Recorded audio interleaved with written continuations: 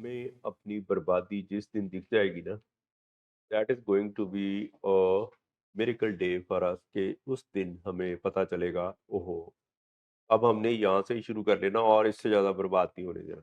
आप कहें कि नहीं नहीं, तब तक नहीं जाना जब तक ब्लीड नहीं होगा, जब तक 10-12 दौरे नहीं पड़ेंगे, जब तक ये आईसीयू नहीं पहुंचेगा, जब तक ये डॉक्टर एक दिन जवाब नहीं दे देगा, बस भाई अब इससे ज़्यादा मैं नहीं, अब आप ले जाएं, तब आपको ट्रीटमेंट में सैटिस्फैक्शन आएगी कि अभी से आ रही है। ये बस मेरा क्वेश्चन आज का यही है। जैसे बेटा कहे कि मैं तो अडल्ट हूँ, अपनी मर्जी से आया हूँ, जाऊँ। Yes. You force, obviously my basic instinct is कि जान सबसे जरूरी है, तो I would make sure that he is in the facility. Yes. But you also have to deal with his own emotions that मैं adult हूँ, and it's the addiction which is calling, right? The substance which is making him talk thus, right? That I'm an adult, I will leave hmm. because it's the craving calling, right? So you have to interject as a parent there, हाँ, right? ये ना सबसे ज्यादा खतरनाक sentence यहाँ पे ही है, मैं अपनी मर्जी से आया हूँ। Hmm. दुनिया में एक एडिक्ट अपनी मर्जी से आ ही नहीं सकता, उसको उसकी तकलीफ लेके आती है। लेकिन जब तकलीफ ठीक होती है ना, तो ये एक अपना एक्सप्रेस करता है कि मैं अपनी मर्जी से हूँ। तो रिजल्ट्स ना, साइंस ने इस चीज़ को प्रूव कर दिया है कि जो अपनी मर्जी से आता है, जो अपनी मर्जी के साथ नहीं आता, दोनों के रिजल्ट एक जैसे होते हैं। मर्जी से आना तो मतलब ही नहीं है ना, हमारा पेशेंट मर्जी से आ जाए, ये कहाँ पे लिखा हुआ है? ये तो है कि आप एक जगह पे आग लगी है तो आप दूसरी जगह पे जाते हो, तो आप सारी उम्र ऐसे ही चीज़ें क्विट करते रहते हो। और लाइफ में जो क्विट करते हैं ना लोग, उन्होंने पहले एक दिन एक क्लास क्विट की होती है।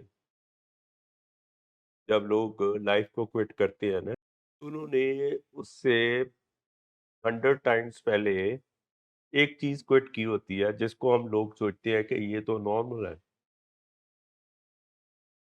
छोटी सी चीज, मतलब एक छोटा सा, आप देखें घर पे एक बर्थडे पार्टी है और आपके बच्चे ने बोला कि मेरे को एक बहुत ही इम्पोर्टेंट काम है, मैं आज ये आपकी घर वाली बर्थडे पार्टी नहीं अटेंड कर सकता। ये पहला क्विट था।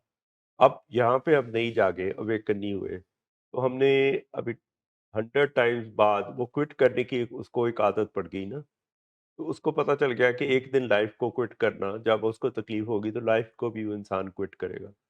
तो हमें पेरेंट्स को क्या करना है, ये देखते रहना है कि उसमें कहीं ना कहीं एक, क्योंकि पेरेंट्स का भी एक स्टेटस है ना, चलो इंडिया में तो है ही है ना स्टेटस, बाहर अगर नहीं है तो हमारा तो स्टेटस है ना। अगर यहाँ पे एक मदर खड़ी हो जाए कि खबरदार, तो कभी हो सकता है कि बच्चा निकल जाए, सवाल नहीं पैदा।